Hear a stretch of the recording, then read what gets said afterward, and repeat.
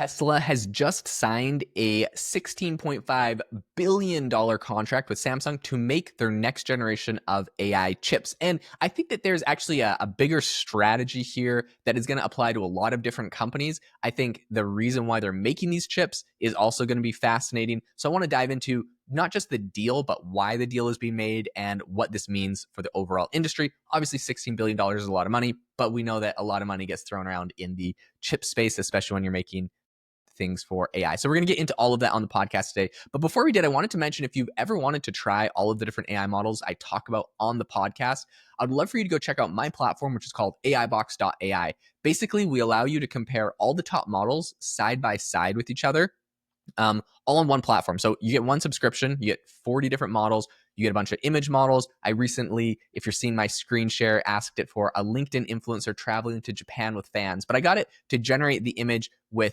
Flux 1.1 Flow, with Ideogram, with ChatGPT Image 1, and with Flux 1 Chanel. Anyways, all the different models come up with different images and different image qualities and concepts for a prompt. And so I love the ability to be able to try one prompt and get it from a whole bunch of different AI models. You can also do this with text. You can also do this with audio. So we have a ton of different models. You can compare them all side by side, figure out what model basically does what you need to best, and you can chat with them all in the same conversation. So you can generate your images and then immediately below that, just switch to ChatGPT and ask it some questions for a LinkedIn post, and then switch to Claude to come up with a better tone, all in the same thread without having to get subscriptions to every platform. So if you want to check it out, there's a link in the description to AIbox.ai. But let's get into what's going on with Tesla. And the first thing I'll do is share the tweet that Elon Musk recently made. He said, Samsung's giant new Texas fab will be dedicated to making Tesla's next generation A16 chip. The strategic importance of this is hard to overstate. Samsung currently makes AI4.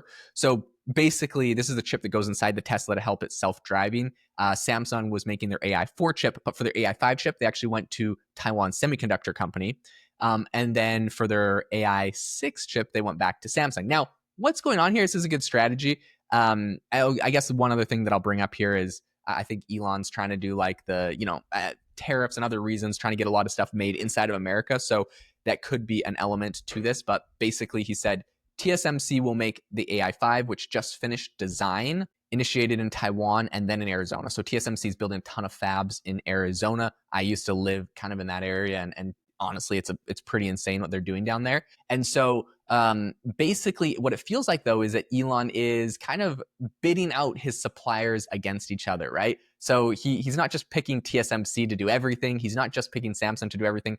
For different models of chips, which will go in different cars and different generations of cars, he's going back and forth between two different companies. So I think some people would basically say this is a bad idea because you're not going to get super you're not going to get super sustainable or very similar results. There's going to be issues from one company to another.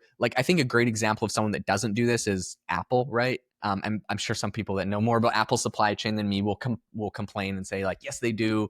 They use a whole bunch of companies, but basically for iPhones, Apple is deeply embedded with Foxconn in China.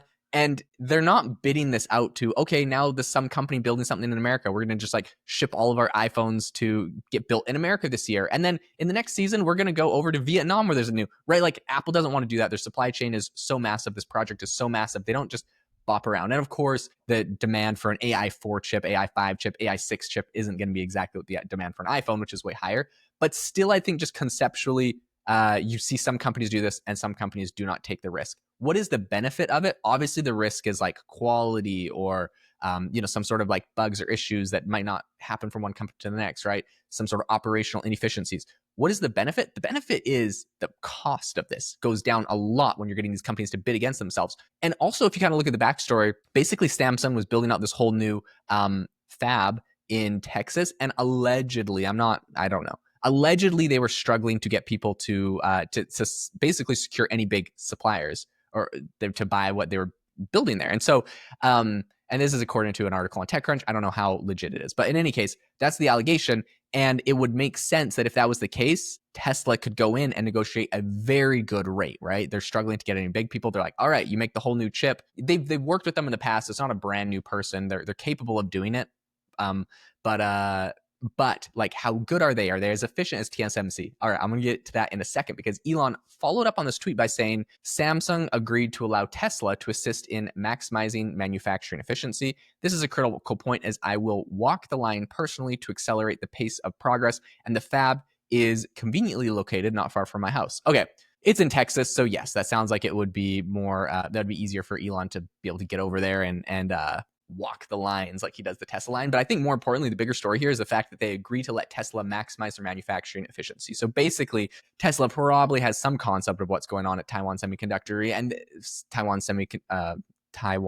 Semiconductor manufacturing, and also they have their own manufacturing for their cars. So like they're all about manufacturing efficiencies. This is a big thing they do, and they're literally going there to help. Now, is this just because Elon's like, look, we just want the chips better and faster, we want to make sure the quality control? Probably an element of it, but Samsung really should be happy about this as well, because if there's another company that has mastered, some sort of manufacturing efficiency thing and they're willing to come bring it to your fab, why would you say no, right? If they leave you tomorrow and they gave you that efficiency and you can go sell off, chips or manufacturing capacity to another company, like that makes perfect. That's amazing. That's brilliant. So it seems like a real big win-win for both companies there. And Tesla's still probably saving a ton of money by bouncing back and forth between their suppliers. Some people in the comments are saying things like, they said, Elon controls the silicone, he controls the future, and they're talking about controls it, but like Samsung's building it. It's not like he's, literally building the fab like some other companies are. Some people said this Tesla Samsung move feels like a power play to localize critical AI infrastructure in the US. AI 6 won't just be a chip, it's a geopolitical asset. Okay, other than the fact that sounds like it was probably written by ChatGPT, it won't just be a chip, it's a geopolitical asset. Yeah, that's probably written by ChatGPT, but the concept is good. So I think this is pretty interesting and definitely going to be a big deal. $16 billion. Now, what's interesting is Elon also said that this isn't going to be like the end. It might actually get bigger than the $16 billion. So this could be interesting. He said, quote, actual output is likely to be several times higher. So this should be quite interesting. Now, what's interesting to note is that Tesla actually switched from NVIDIA's Drive platform to their own custom chip back in 2019. So it's not like a brand new thing they're doing. They've been working on, their own chips for like 6 years almost. And that new chip that they built, kind of their own in-house thing, is called FSD Computer, or Hardware 3. And it's in 2019, it was in all of their EVs. So that was actually made by Samsung. But what's interesting about it was actually two duplicate systems right next to each other on the same board. Basically, it's this redundancy where if one of your chips like fries or breaks or short circuits or has some sort of issue, there's two systems right next to each other. And so there's built-in redundancy. If you're self-driving, you don't want some sort of issue to make the self-driving completely stop working. So there is a backup built into it, which is pretty interesting.